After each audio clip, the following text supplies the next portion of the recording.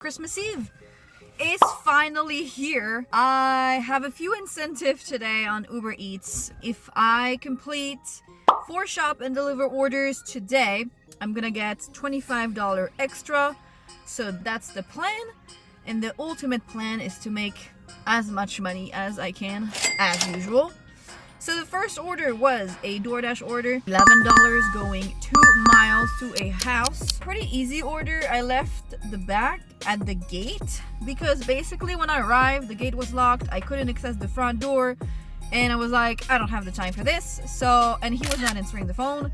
So I just left it at the gate, took a picture, and I left. On my way to deliver that order, I accepted a $24 order on UberEATS going 4 miles. A few things were out of stock, so I had to replace. He was not answering the phone or the messages.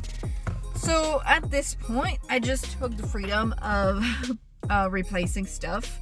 And it was actually an older couple. I guess they were planning on using that food for Christmas dinner.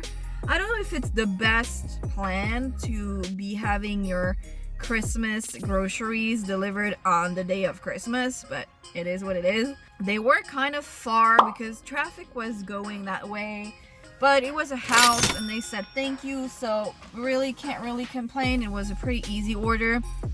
After that, I came back. I accepted a $15 order that was going to a house, and when I was on my way to deliver that order, I was at the house.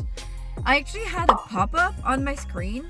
I took a screen recording of that, but basically DoorDash was like, how safe do you feel? And I guess that's great. I've had this happen like several times after that. I guess that's good that they're actually putting some stuff in place in case you feel unsafe. So, well, this one, it was a house and it was, I was not unsafe, so I put very safe. I accepted a $14 order on DoorDash. I did not realize there was a $2 peak pay, but I'm not gonna complain, $14 instead of 12 all day, every day. I actually already delivered to her in the past on one occasion that I stacked. It was a stack order late at night. That's how I remember her building, and it's pretty easy. There's parking in front of the building. She gives you the gate code.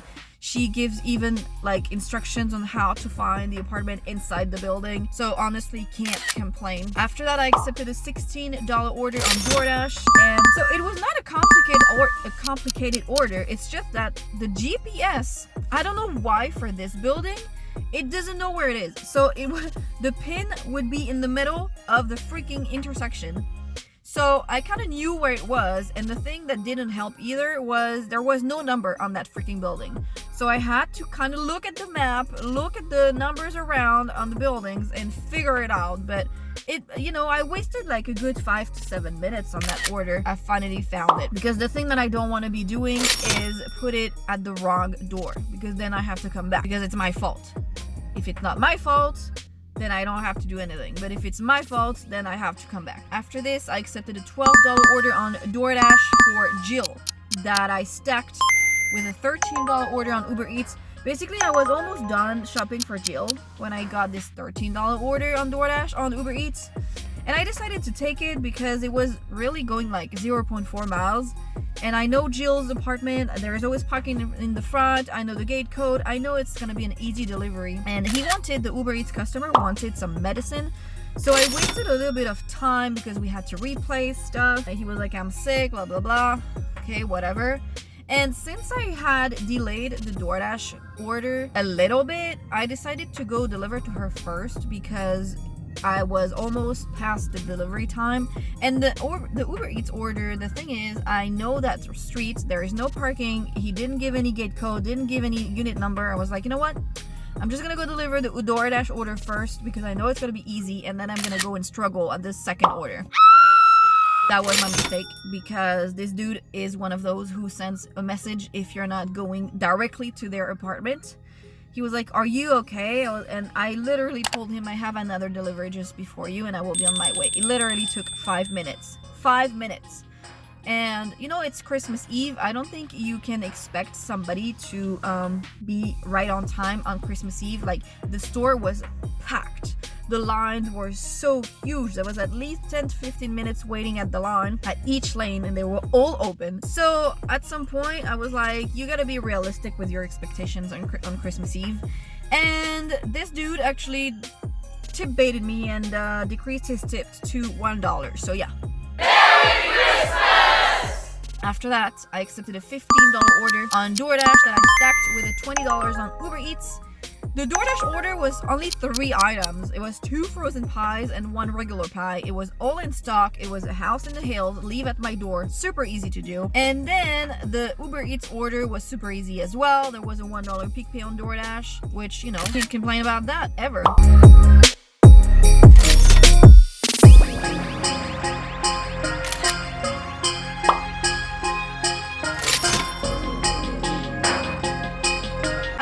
I accepted a $12 order on Doordash for Latia. I've delivered to her plenty of times. It's always super easy delivery with her. She gives the gate code.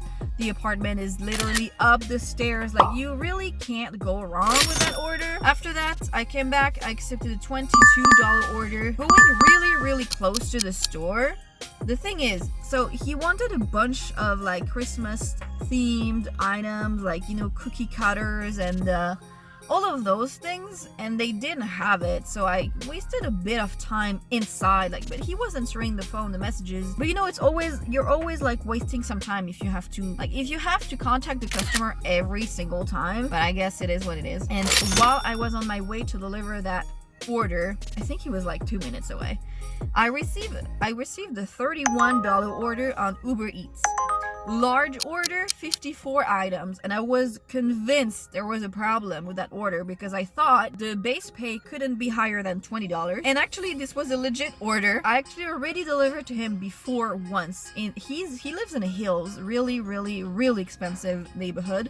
So he wanted a bunch of expensive stuff. Like, he wanted 3 Brita filters. You know how expensive that is? I mean, retrospectively, it's like $65 each. He wanted 3 of those, plus a bunch of water and a bunch of stuff. And the card got declined, so I had to pay for that too. Yay. But I'm actually so grateful that I took this order because he ended up tipping me $52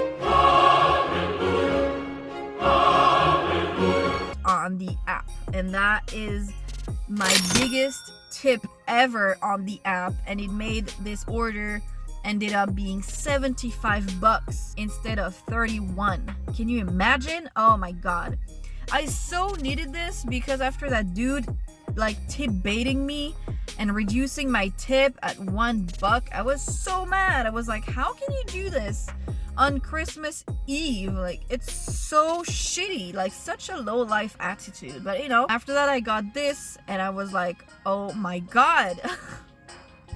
So happy that I took this order because I was so convinced there was a problem with it. I saw $31 and I was like, oh, there is a problem with this order, and there wasn't. So nice. And then I took my last order of the day, $14.50 on Doordash. It was a house, only 3 items. And after that order, I was so mentally tired.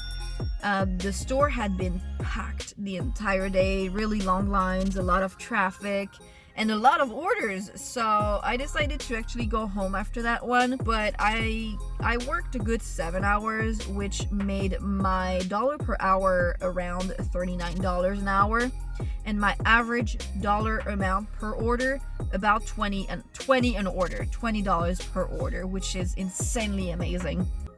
But here you go for Christmas. I hope you guys had a great Christmas Eve, and I hope if you dashed, I hope you guys made a lot of money. Thank you for joining along today, and I will see you in the next video.